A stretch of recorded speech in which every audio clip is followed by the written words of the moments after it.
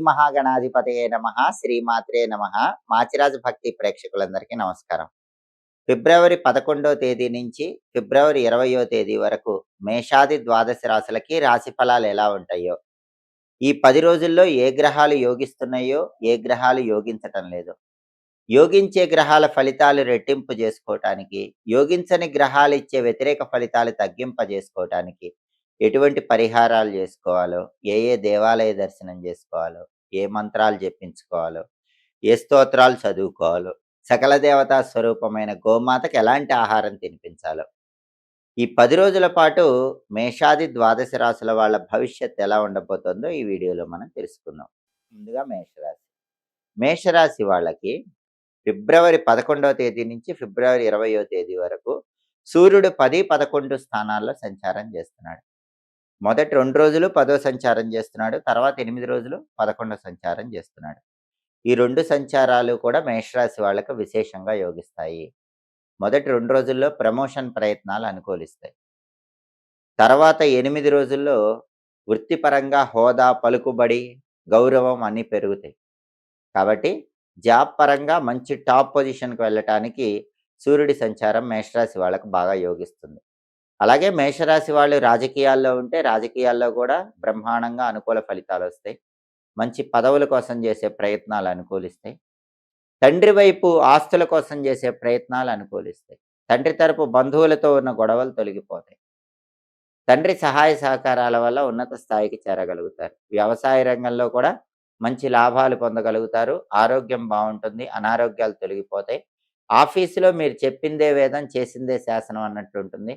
కావలసిన చోటికి మంచి ప్రమోషన్‌తో కూడిన ఇంక్రిమెంట్ లభించే యోగం కూడా ఉంది. రవి 10, 11 స్థానాల్లో సంచరించడం అనేది మేషరాశి వాళ్ళకి ఈ 10 రోజుల్లో సంపూర్ణంగా అనుకూల ఫలితాలే ఇస్తుంది.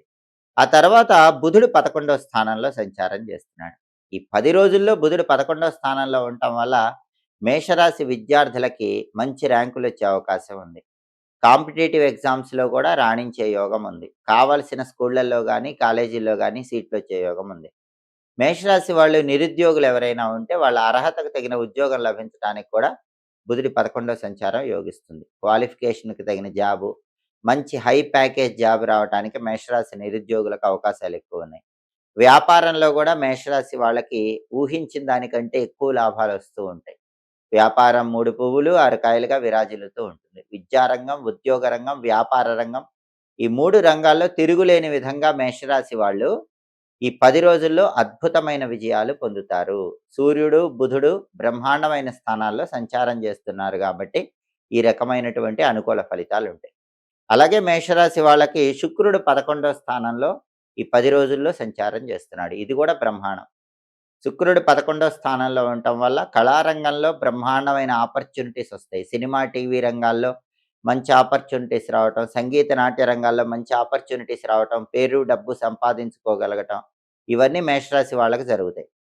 అలాగే మేషరాశి వాళ్ళకి లైఫ్ పార్ట్నర్‌తో ఉన్న విభేదాలు కూడా తొలగిపోతాయి. దాంపత్య జీవితం అనుకూలంగా ఉంటుంది. టెక్స్‌టైల్, లేడీస్ ఎంపోరియం, బొటిక్ లాంటి వ్యాపారాలు చేసుకునే మేషరాశి వాళ్ళకు కూడా చాలా అద్భుతమైనటువంటి లాభాలు కనిపిస్తూ ఉంటాయి. బ్యూటీ రిలేటెడ్ ఏ బిజినెస్‌లు చేసే మేషరాశి వాళ్ళకైనా బ్రహ్మాండమైన అనుకూల ఫలితాలుంటాయి. అలాగే మేషరాశి పురుషులు గాని, స్త్రీలు గాని ఇతర స్త్రీల యొక్క సహాయ సహకారాలు సంపూర్ణంగా లభించడం వల్ల ముఖ్యమైన పనులన్నీ సులభంగా పూర్తి చేసుకోగలుగుతారు. ధనాకర్షణ బావుంటుంది. జనాకర్షణ బావుంటుంది. కార్యసిద్ధి సులభంగా లభిస్తుంది. శుక్రుడు 11వ స్థానంలో ఉండటం వల్ల ఊహించిన దానికంటే అన్ని రంగాల్లో వాళ్ళకి ఎక్కువ ధనలాభం కలిగే సూచనలున్నాయి. అయితే మేషరాశి వాళ్ళకి కుజుడు ఒక్కడే యోగించటం లేదు. ఈ 10 రోజుల్లో కుజుడు 10వ స్థానంలో సంచారం చేస్తూ వ్యతిరేక ఫలితాలు ఇస్తున్నాడు. 10వ స్థానంలో కుజుడు ఉండటం వల్ల రియల్ ఎస్టేట్ చేసే మేషరాశి వాళ్ళకి మాత్రం ఈ 10 రోజుల్లో కొంచెం అప్ అండ్ డౌన్స్ ఉంటాయి. డీల్స్ ఓకే అయ్యి కూడా లాస్ట్ మినిట్‌లో డీల్స్ చేజారిపోవటం రియల్ ఎస్టేట్‌లో ఇలాంటివి జరిగే అవకాశాలున్నాయి. అలాగే బ్యాంక్ లోన్‌లు శాంక్షన్ కావాల్సినవి కూడా కొంచెం ఆలస్యం అవుతూ ఉంటాయి. ఫుడ్ బిజినెస్ చేసేవాళ్ళు హోటల్ కమ్ రెస్టారెంట్, రైసు, ఎండుమిర్చి, కాపర్ మెటీరియల్ ఇలాంటి బిజినెస్‌లు చేసే వాళ్ళకి మాత్రం 10వ ఇంట్లో కుజుడి సంచారం వల్ల కొంత వ్యతిరేక ఫలితాలనేవి ఈ 10 రోజుల్లో కూడా వచ్చే సూచనలు ఎక్కువగా ఉన్నాయి. కాబట్టి ఈ 10 రోజుల్లో ప్రధానంగా రాశి ఫలితాలు చూసేటటువంటి రవి, బుధుడు, శుక్రుడు, కుజుడు ఈ 4 గ్రహాల్లో రవి, బుధుడు, శుక్రుడు బ్రహ్మాండంగా యోగిస్తున్నారు. కేవలం కుజుడు ఒక్కడే యోగించట్లేదు. కుజుడి బలం పెరిగితే రియల్ ఎస్టేట్‌లోనూ బావుంటుంది. బ్యాంక్ లోన్‌లు శాంక్షన్ అవుతాయి. కుజుడి బలం పెరిగినట్లయితే ప్రాపర్టీస్ యాస్పెక్ట్‌లో అద్భుతంగా ఉంటుంది. బ్రదర్స్‌తో గొడవలుండవు. కాబట్టి కుజుడి బలం పెంచుకోవటానికి ఈ 10 రోజుల్లో సుబ్రహ్మణ్య ఆలయ దర్శనం గాని, నరసింహస్వామి ఆలయ దర్శనం గాని చేయాలి. ప్రతిరోజు ఓం సాం శరవణ భవ అనే మంత్రం 21 సార్లు, ఓం నమో నారసింహాయ మంత్రం 21 సార్లు చదువుకోవాలి. సుబ్రహ్మణ్య అష్టకము, లక్ష్మీ నృసింహ కరావలంబ స్తోత్రం చదవటం గాని, వినటం గాని చేయాలి.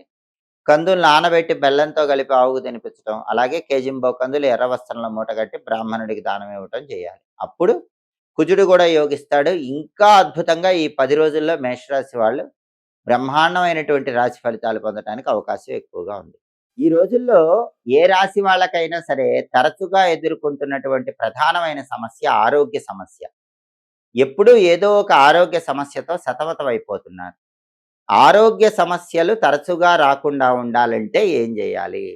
వీలైనప్పుడల్లా మూగజీవాలకు ఆహారం వేస్తూ ఉండాలి. పక్షులకి, పావురాలకి గింజల ఆహారంగా వేయటం, మూగజీవాలైనటువంటి శునకాలకు ఆహారం పెట్టటం, ఇలా చేస్తూ ఉంటే చాలా వరకు ఆరోగ్య సమస్యల నుంచి బయటపడవచ్చు.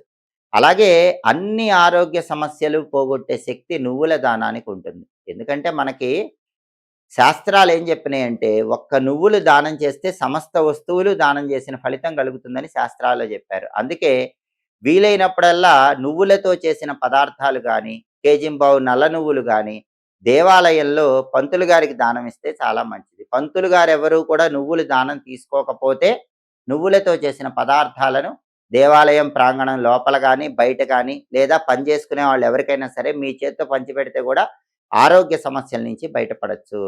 అలాగే ఎలాంటి ఆరోగ్య సమస్యలున్నా వాటి నుంచి బయటపడి తొందరగా ఆరోగ్యం బాగుండాలంటే జన్మ నక్షత్రం రోజు అన్నదానం చేయాలి. మీ జన్మ నక్షత్రం రోజు కానీ, నామ నక్షత్రం రోజు కానీ, పుట్టిన తిథి ఉన్న రోజు కానీ అన్నదానం కనీసం 11 మందికి చేస్తే చాలా వరకు ఆరోగ్య సమస్యల నుంచి బయటపడవచ్చు. నువ్వులతో చేసిన పదార్థాలు పంచిపెట్టడం, అన్నదానం చేయటం ద్వారా చాలా వరకు అనారోగ్యాలు తొలగింపజేసుకొని ఆరోగ్య ప్రాప్తిని పొందవచ్చు. అలాగే సూర్యుడు ఆరోగ్య కారకుడు. కాబట్టి సూర్యుడి ద్వారా ఆరోగ్యం పొందాలంటే నానబెట్టిన గోధుమలు బెల్లంతో కలిపి ఆవుకు పెట్టడం, కేజింబావు గోధుమలు వీలైనప్పుడు ఎర్ర వస్త్రంలో కట్టి దేవాలయంలో పంతులు గారికి దానం ఇవ్వటం చేయాలి. అలాగే చండీ సప్తశతిలో మనకు ఒక శ్లోకం చెప్తారు. ప్రతిరోజు కూడా ఎవరైనా సరే ఒక గ్లాసులో నీళ్లు తీసుకొని ఆ నీళ్ల మీద అరచెయ్యి ఉంచి చండీ సప్తశతిలో చెప్పిన ఆ శ్లోకాన్ని 11 సార్లు చదువుకొని ఆ మంత్రించిన నీళ్లు తాగితే కూడా ఎటువంటి అనారోగ్యాలున్నా 41 రోజుల్లో ఆ అనారోగ్యాల నుంచి సులభంగా బయటపడవచ్చు. ఆ శ్లోకం ఏంటంటే మాం భయాత్ సర్వతో రక్ష శ్రియం వర్ధయ సర్వదా శరీరారోగ్యం మే దేహి దేవదేవ నమోస్తుతే. ఇది శ్లోకం. శ్లోకం అందరూ జాగ్రత్తగా గమనించండి. మాం భయాత్ సర్వతో రక్ష శ్రియం వర్ధయ సర్వదా శరీరారోగ్యం మే దేహి దేవదేవ నమోస్తుతే.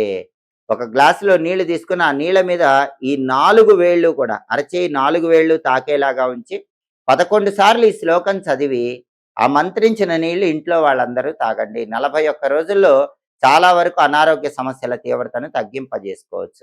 అలాగే అనారోగ్య సమస్యల నుంచి బయటపడేసే శక్తి నిమ్మదీపాలకు కూడా ఉంటుంది. వీలైనప్పుడల్లా మంగళవారం కానీ, శుక్రవారం కానీ, ఆదివారం కానీ రాహుకాలం ఉన్న సమయంలో దుర్గాదేవి ఆలయ ప్రాంగణంలో కానీ, లేదా గ్రామ దేవతల ఆలయ ప్రాంగణాల్లో కానీ నిమ్మదొప్పల్లో నువ్వుల నూనె పోసి కుంభవతులు వేసి దీపాలు వెలిగిస్తే ఈ నిమ్మ దీపాల వల్ల కూడా అనారోగ్య సమస్యలన్నీ తొలగింపజేసుకొని ఆరోగ్య ప్రాప్తిని సిద్ధింపజేసుకోవచ్చు. అలాగే ఆరోగ్యపరంగా శారీరక ఆరోగ్యానికి ఎంతటి ప్రాధాన్యత ఉందో మానసిక ఆరోగ్యానికి కూడా అంతే ప్రాధాన్యత ఉంది. చాలా మందికి శారీరక ఆరోగ్యం బాగున్నా మనశ్శాంతి ఉండదు. ఈ మానసిక ఆరోగ్య సమస్య ఉంటుంది. దాని నుంచి బయటపడాలంటే ప్రతి ఒక్కరూ తప్పకుండా పౌర్ణమి పరిహారం చేసుకోవాలి. నిండు వెన్నెలలో పున్నమి వెన్నెల కిరణాలకు శక్తి ఉంటుంది. అందువల్ల పున్నమి రోజు వెన్నెల బాగా ప్రసరించే ప్రాంతంలో, అంటే చంద్రకిరణాలు పడే ప్రాంతంలో ఒక వెండి గ్లాసు ఉంచి ఆ వెండి గ్లాసులో పాలు పోసి ఆ పాలల్లో కొద్దిగా పటిక బెల్లం పొడి కలపాలి, మిశ్రీ పొడి కలపాలి. 10-15 నిమిషాలు చంద్రకిరణాలు పడే ప్రాంతంలో ఆ పాలు ఉంచి ఆ పాలు తాగాలి. ఇలా ప్రతి పౌర్ణమికి చేస్తూ ఉంటే క్రమక్రమంగా మానసిక అశాంతి తొలగిపోయి మానసిక ప్రశాంతత పొందవచ్చు. సోమాయ నమః అని ఎల్లప్పుడూ మనసులో స్మరించుకుంటే మానసిక ఆరోగ్య ప్రాప్తి కలుగుతుంది. మనశ్శాంతి తొందరగా పొందవచ్చు. కాబట్టి ఈ రోజుల్లో అందరికీ ఉన్నటువంటి శారీరక ఆరోగ్య సమస్యలు, మానసిక ఆరోగ్య సమస్యల నుంచి బయటపడాలంటే మనశ్శాంతి కోసం సోమాయ నమః మంత్రం చదువుకోవాలి. శారీరక ఆరోగ్యం కోసం చండీ సప్తశతిలో చెప్పబడిన శ్లోకాన్ని చదువుకుంటూ మంత్రించిన నీళ్లు తాగాలి. ఈ పరిహారాలు చేసుకోవాలి. దీనివల్ల సంపూర్ణంగా ఆరోగ్య ప్రాప్తిని పొందవచ్చు. ఎప్పటికప్పుడు దినఫలాలు, అలాగే మాస ఫలితాలు, సంవత్సర ఫలితాలు, గ్రహాల సంచారంలో వచ్చే మార్పును బట్టి ఫలితాలు, 10 రోజుల ఫలితాలు ఇవన్నీ తెలుసుకోవాలంటే మాచిరాజు భక్తి ఛానల్ తప్పకుండా చూడండి. మా వీడియోస్ మీకు నచ్చినట్లయితే మా ఛానల్ లైక్ చేయండి, కామెంట్ చేయండి. మా ఛానల్ వీడియోస్ 10 మంది మిత్రులకు షేర్ చేయండి. మా ఛానల్ సబ్స్క్రైబ్ చేసుకోండి. పక్కనున్న బెల్ సింబల్ నొక్కటం మాత్రం మర్చిపోకండి. సర్వే జనాః సుఖినో భవంతు. స్వస్తి.